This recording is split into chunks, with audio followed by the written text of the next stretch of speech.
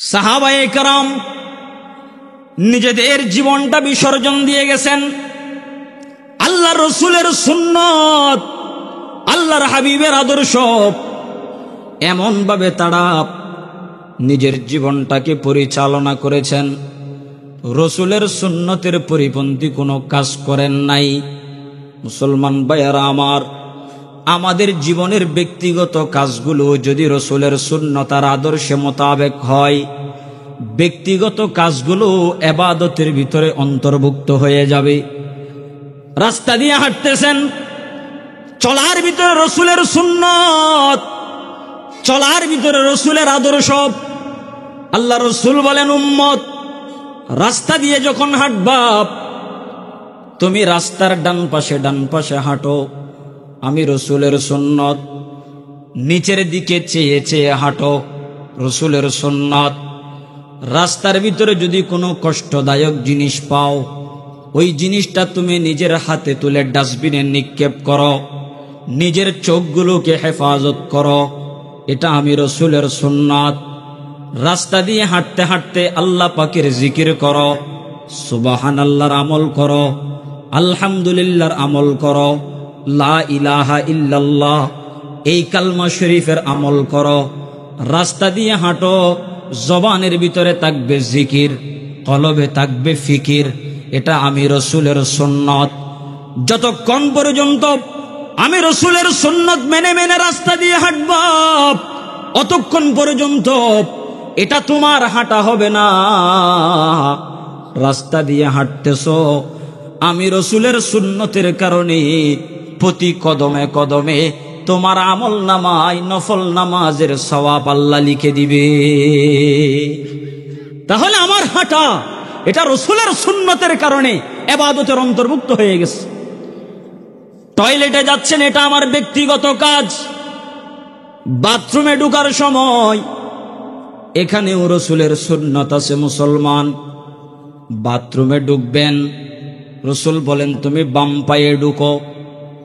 বাথরুমে ঢোকার আগে দোয়াটা পড়ে নাও, আল্লাহুম্মা ইন্নী আউযু বিকা মিনাল খুবুসি ওয়াল খাবাইস। টয়লেটে দোয়াটা পড়ে ঢুকো, বাম পায়ে ঢুকো। ঢোকার পরে জরুরত পূরণ করে পানি অপচয় করিও না। এরপরে টয়লেট থেকে বের হও ডান পা দিয়ে। বের হওয়ার পরে দোয়াটা পড়ে নাও। টয়লেটের ভিতরে যদি আমি রাসূলের সুন্নাতগুলা মানো, এটা তোমার ব্যক্তিগত কাজ থাকবে না।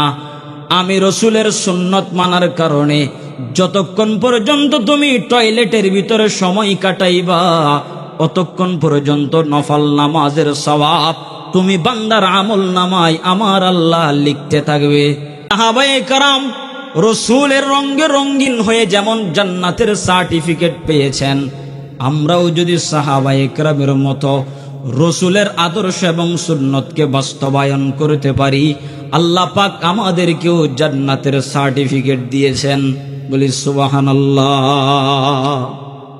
তার মানে আমার ব্যক্তিগত কাজ যদি রাসূলের সুন্নত আর আদর্শ মোতাবেক হয়, এটা ব্যক্তিগত কাজ থাকবে না, এই কাজটা ইবাদতের অন্তর্ভুক্ত হয়ে যাবে। একমাত্র মুহাম্মদুর রাসূলুল্লাহ সাল্লাল্লাহু আলাইহি ওয়াসাল্লামের নীতি আদর্শ আমি লালন করব। নবীজির আদর্শ যদি আমাদের মধ্যে না থাকে, তাহলেই আমাদের নাম উঠবে সবচেয়ে বড় নাফরমানদের খাতার ভিতর এবং লিস্টের ভিতর। প্রকান্তরে যদি আমরা নবীজির সুন্নতের এবং আদর্শের উপর নিজের জীবনকে পরিচালনা করতে পারি, তাহলে আমাদের নাম ইমানদার এবং মুসলমানের খাতায় সর্বপ্রথম থাকবে। নবীজির আদর্শ, নবীজির সুন্নাত, এটা একজন ইমানদারের পার্থিব জীবনের প্রতিটা সেক্টরে, প্রতিটা কাজে, প্রতিটা কর্মে লালন করার বিষয়। নবীজির আদর্শ ছাড়া একজন মুসলমানের জীবন পরিচালনা হতে পারে না। রাসূল করিম সাল্লাল্লাহু আলাইহি ওয়াসাল্লাম বলেন, আমি রাসূলকে মুহাব্বত করা, ভালোবাসা, এটা হলো ঈমানের অংশ। ইমানদার পরিচয় দিতে হলে নবীজিকে ভালোবাসতে হবে। নবীজিকে ভালোবাসার অর্থটা কি? নবীজিকে মহাব্বত করার অর্থ কি?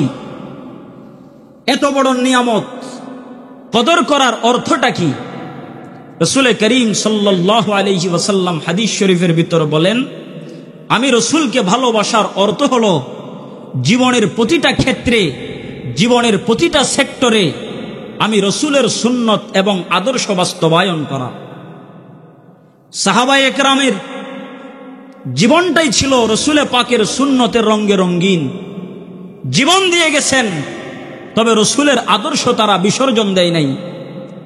যার কারণেই দুনিয়াতে থাকতে সাহাবায়ে একরাম কোরআনুল কারীমের আয়াতের মাধ্যমে আল্লাহ পাক জানিয়েছেন তারা দুনিয়াতে থাকতেই জান্নাতের সার্টিফিকেট প্রাপ্ত। কোরআনুল কারীমে আছে 11 নম্বর পারার 2 নম্বর পৃষ্ঠা, প্রথম নম্বর লাইনে আছে সূরা তাওবার 100 নম্বর আয়াত।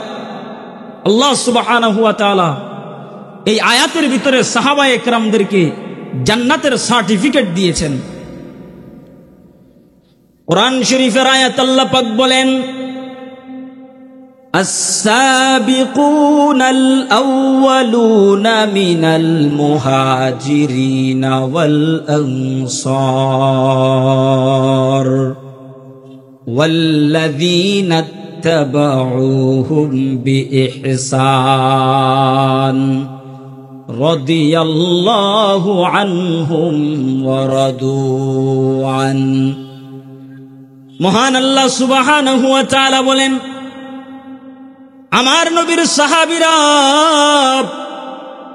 তাদেরকে আমি আল্লাহ জান্নাতের সার্টিফিকেট দিলাম। তারা হলো জান্নাতি মানুষ। কি কারণে জান্নাতি মানুষের সার্টিফিকেট আল্লাহ পাক তাদেরকে দিলেন? এই ব্যাপারে আল্লাহ পাক কোরআন শরীফের ভিতরে বলেন, কারণ তারা হলেও আমি আমার হাবিবের সুন্নত এবং আদর্শের রঙে রঙিন। তারা নিজের জীবন বিসর্জন দিয়েছেন মুহাম্মদুর রাসূলুল্লাহ সাল্লাল্লাহু আলাইহি ওয়াসাল্লামের সুন্নত এবং আদর্শ তারা বিসর্জন দেয় নাই। বলি সুবহানাল্লাহ। জীবন বিসর্জন দিয়েছেন, কিন্তু সাহাবায়ে কেরাম রাসূলের আদর্শ কখনো তারা বিসর্জন দেয় নাই। সাহাবায়ে কেরাম পাথরের আঘাত খেয়েছেন, নিজের দেহের তাজা রক্ত জমিনের ভিতরে ঢেলে দিয়েছেন, নিজের সন্তানগুলোকে ইতিম করে দিয়েছেন, নিজের স্ত্রীকে বিধবা করেছেন, নিজের দেহের তাজা রক্ত ইসলামের জন্য বিসর্জন দিয়ে গেছেন। তবে তারা রাসূলের সুন্নত বিসর্জন দেন নাই। নিজের ব্যক্তিগত জীবন থেকে রাষ্ট্রীয় জীবন পর্যন্ত সাহাবায়ে কেরাম আল্লাহর রাসূলের রঙে রঙিন হওয়ার কারণে কোরআনুল কারীমের আয়াতের মাধ্যমে আল্লাহ পাক তাদেরকে জান্নাতের সার্টিফিকেট দিয়েছেন। বলি সুবহানাল্লাহ। হযরত ওমর রাদিয়াল্লাহু তাআলা আনহু ইসলামের দ্বিতীয় খলিফা, মুহাম্মদুর রাসূলুল্লাহ সাল্লাল্লাহু আলাইহি ওয়াসাল্লামের মাথা আনার জন্য যায় হযরত ওমর। কিন্তু ঘটনা লম্বা। হযরত ওমর যখন রাসূলের হাতে কালমা পড়ে মুসলমান হয়ে গেলেন, নবীজির রঙে যখন রঙিন হয়ে গেলেন, যে ব্যক্তি আল্লাহ রাসূলের মাথা আনার জন্য যায়, রক্ত আনার জন্য যায়, এই মানুষটা যখন রাসূলের রঙে রঙিন হয়ে গেছেন, নবীজি বলেন, ওমর তোমাকে আমি জান্নাতের সার্টিফিকেট দিলাম।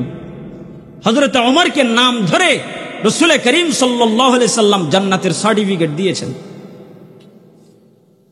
অতএব মুসলমান ভাইয়েরা, রাসূলের রঙে রঙিন যদি আমরা হতে পারি, আপনি যত বড় খারাপ মানুষ হন না কেন, যত বড় সন্ত্রাসী হন না কেন, যদি রাসূলের রঙে রঙিন আমরা হতে পারি, আল্লাহ কোরআন শরীফের আয়াতের মাঝখানের অংশে বলেন, ওয়ামান, যে ব্যক্তি তাবিআহুম বিইহসান, সাহাবায়ে কেরামদেরকে অনুসরণ করবে, মানে সাহাবায়ে কেরামের মতো রাসূলের সুন্নাতগুলোকে আঁকড়ে ধরতে পারবে, আল্লাহ তাদের ব্যাপারেও বলেছেন রাদিয়াল্লাহু আনহুম ওয়া রাদু আন, তাদের উপরে আমি আল্লাহ রাজি, তারাও আমি আল্লাহর উপরে রাজি। তার মানে সাহাবায়ে কেরাম রসুলের রঙে রঙিন হয়ে যেমন জান্নাতের সার্টিফিকেট পেয়েছেন, আমরাও যদি সাহাবায়ে কেরামের মতো রসুলের আদর্শ এবং সুন্নতকে বাস্তবায়ন করতে পারি, আল্লাহ পাক আমাদেরকেও জান্নাতের সার্টিফিকেট দিয়েছেন। বলি সুবহানাল্লাহ। অতএব আমাদের জীবনের প্রতিজ্ঞা হওয়া উচিত, আমাদের জীবনের প্রতিটা কাজে কর্মে দৃঢ় প্রতিজ্ঞা করতে হবে যে আমার জীবন চলে যাবে, তবে রসুলের আদর্শ আমি বিসর্জন দিব না। সাহাবায়ে কেরাম নিজেদের জীবনটা বিসর্জন দিয়ে গেছেন আল্লাহ রসুলের সুন্নত, আল্লাহর হাবিবের আদর্শ। এমন ভাবে তারা নিজের জীবনটাকে পরিচালনা করেছেন, রসুলের সুন্নতের পরিপন্থী কোনো কাজ করেন নাই। মুসলমান ভাইয়েরা আমার, আমাদের জীবনের ব্যক্তিগত কাজগুলো যদি রসুলের সুন্নত আর আদর্শে মোতাবেক হয়, ব্যক্তিগত কাজগুলো ইবাদতের ভিতরে অন্তর্ভুক্ত হয়ে যাবে। রাস্তা দিয়ে হাঁটতেছেন, চলার ভিতরে রসুলের সুন্নত, চলার ভিতরে রসুলের আদর্শ। আল্লাহ রসুল বলেন, উম্মত রাস্তা দিয়ে যখন হাঁটবা, তুমি রাস্তার ডান পাশে হাঁটো, আমি রসুলের সুন্নত। নিচের দিকে চেয়ে চেয়ে হাঁটো, রসুলের সুন্নত। রাস্তার ভিতরে যদি কোনো কষ্টদায়ক জিনিস পাও, ওই জিনিসটা তুমি নিজের হাতে তুলে ডাস্টবিনে নিক্ষেপ করো, নিজের চোখগুলোকে হেফাজত করো, এটা আমি রসুলের সুন্নাত। রাস্তা দিয়ে হাঁটতে হাঁটতে আল্লাহ পাকের জিকির করো, সুবহানাল্লাহর আমল করো, আলহামদুলিল্লাহর আমল করো, লা ইলাহা ইল্লাল্লাহ এই কালমা শরীফের আমল করো। রাস্তা দিয়ে হাঁটো, জবানের ভিতরে থাকবে জিকির, কলবে থাকবে ফিকির, এটা আমি রসুলের সুন্নত।